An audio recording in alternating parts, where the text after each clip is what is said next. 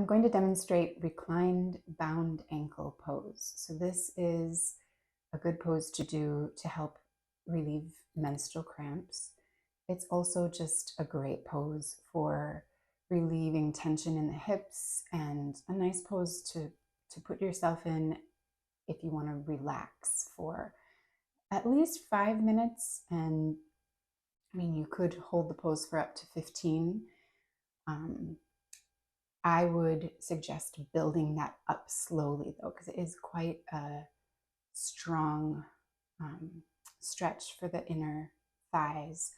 And so you might do it for 5 minutes one day, do it for 10 minutes the next, and just walk it up slowly so you don't hold it for 15 minutes and then the next day you're like, oh, you kind of overstretched. So I'm going to be demonstrating first without props, and then I'll show you some variations with some props. So we're going to start out on your backs, and then you want to find a good distance with your feet from your hips. So you'll play around with that to see what works for your body.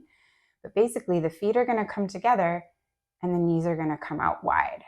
And I also like to kind of play with how my pelvis is connecting with the earth. So I like to kind of close down that space between my lower back and the floor just by lifting my hips and kind of tucking the pelvis under and laying it down flat. And then try and lengthen the spine nice and long. And the feet come together and the knees go wide. And you're just going to try and release everything through the abdomen and through the inner thighs. So this can be pretty intense if you're quite tight. You want to let the arms be in a comfortable position, relaxing the shoulders away from the ears. So if this is quite intense for your inner thighs, you can put blocks to support. If you don't have yoga blocks, having just a folded up towel or any kind of cushion works as well. So supporting under the knees there will help to make the stretch not quite so strong. And then you just want to do some nice deep breathing. Remembering that 3-part breathing here would be good. So you're breathing first into the belly and allowing the ribcage to expand and the chest to rise. And as you exhale, the chest gently falls. The ribcage knits back together and the belly draws in toward the spine. So just holding space for yourself to let go of that tension there.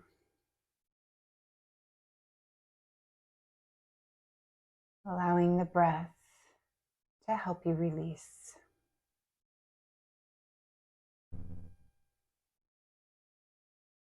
And with every breath, allow your body to surrender deeper and deeper into the earth.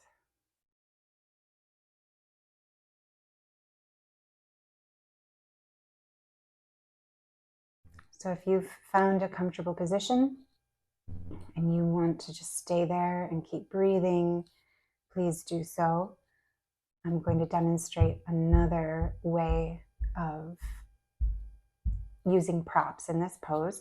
So when you do come out, make sure to gently support your legs with your hands and kind of slowly walk the legs back together, the feet back onto the floor, because you've been doing some pretty intense work there. So you don't want to kind of shock those muscles. And then you might want to rock the knees into the chest before sitting up. So I'm going to roll onto one side and support myself as I come up. Move my hands.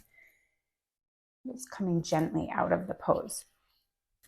So this is another way of propping up the pose. It turns this into a little bit more of a heart opener as well as the hips. So I do have a yoga block and a bolster. So I'm kind of creating this slope to lean against.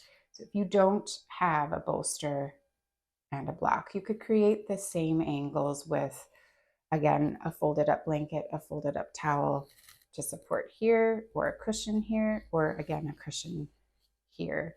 A rolled up blanket would work as well. So I think it would be something you could make from things you have at home. So you're going to want to bring the sacrum up to the edge of the cushion and then lean back. And you may need to adjust, the distance between.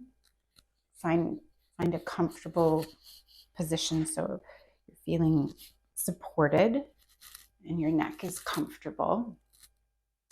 And then you might want to have those blocks handy again. And then you'll do the same thing. Draw the knees wide, the feet together, and you might prop up underneath the knees if that is a little too intense. If it's okay, then you don't need those there. And again, you're just gonna allow the chest to open, allow the inner thighs to release. And you can play with how far apart your feet are from your hips. If the pose is too intense, moving them away might help. If it's not enough, moving them closer. You want to make sure the knees are comfortable. And you want to make sure you're not overstretching. So really paying attention to the signals your body is sending.